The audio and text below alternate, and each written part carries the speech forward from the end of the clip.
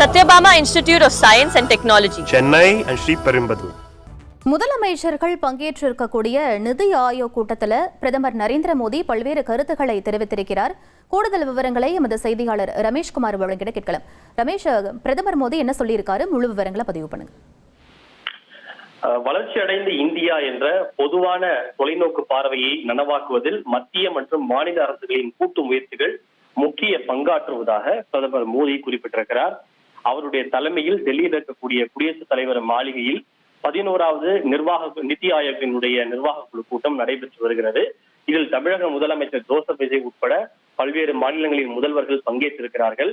கூட்டம் தொடங்குவதற்கு முன்பாக அனைத்து மாநிலங்களின் முதல்வர்களோடு இணைந்து பிரதமர் மோடி உள்ளிட்டோர் குழு புகைப்படமும் எடுத்துக் கொண்டனர்.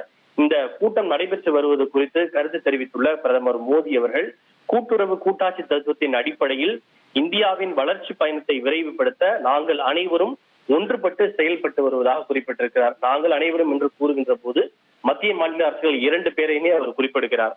வளர்ச்சி அடைந்த பாரதம் என்ற நமது பொதுவான தொலைநோக்கு பார்வையை அடையவும் நனைவாக்குவதிலும் மத்திய மாநில அரசுகளுடைய கூட்டு முயற்சி முக்கிய பங்காற்றுவதாகவும் பிரதமர் மோடி குறிப்பிட்டிருக்கிறார். எனவே இந்த கூட்டத்தினுடைய மிக முக்கியமான ஒரு அம்சம் என்பது வளர்ச்சி அடைந்த இந்தியா.